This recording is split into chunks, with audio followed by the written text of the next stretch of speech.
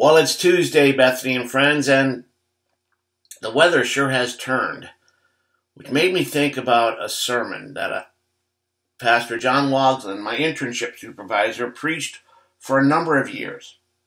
He gave it to me in 1995, and I would like to share an abbreviated version with you. Our story begins with the Apostle Paul and his son, Timothy.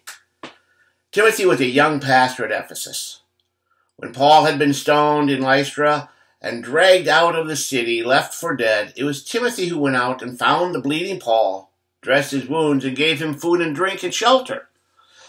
When friendships are formed in adversity, hardship, trouble, or suffering, those human hearts weld together to become friends forever. Paul affectionately referred to Timothy as my son in the faith. In his second letter to Timothy, Paul tells Timothy, "The time for my departure has come. I have fought the good fight. I have finished the race. I have kept the faith.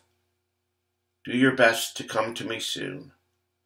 Do your best to come before winter. Before winter or never." Why before winter? Because back then, when winter set in, travel on the Mediterranean Sea shut down. So if Timothy waited until winter, he would have to wait until spring. Paul felt that he would not last out the winter. He believes that soon he would be executed. Hopefully Timothy didn't waste any time. That he sailed to Rome, that he found Paul, that they visited, brought greetings from friends back home. As Timothy read to Paul from the scriptures, wrote the last letters, finally walked with him to the place where Paul was executed. So it had to be before winter or never. There are some things which are never done unless they are done before winter. We plant our spring bulbs, we put up storm windows, we have the furnace checked, mow the lawn one last time. We clean up the yard and experience the beauty of the leaves of autumn, for the time is short. There are windows of opportunity that present themselves but once, and then they are gone. This is what is true when it comes to relationship. I remember the weekend that I traveled back to Roland to see Pastor John. He had been diagnosed with a brain tumor and he had asked me to come to see him. We had a great visit. We talked about our friends and about the ministry we did together. We celebrated communion.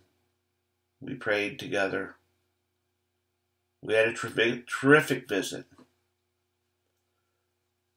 5 days later, Pastor John died. Often, it is now or never. Come before winter is about high tides and golden gates of opportunity. There are people we love who will pass from this life before spring. We don't know who they will be. Parents, spouse, children, friends, neighbors, classmates. As winter comes and goes, so do life's opportunities. Come before winter is a message for each of us. The opportunity to be in touch, to say what we feel, to be fully alive. Unless we act, the moment passes, and that moment never returns again in the same way. Is there a family member to whom you have not said I love you? Or a dear friend to whom a thank you has been missing? A glorious sunset that begs to be watched. Before we know it, winter has come. The moment is gone. The person is gone. The opportunity is closed. And then we berate ourselves for what we wished we had done. John Greenleaf Whittier wrote, "For all sad words of tongue and pen, the saddest are these, what might have been." Each day there are voices calling to us, come before winter. tomorrow will be too late. What a remarkable season autumn is. It is remarkable both in its beauty and its brevity.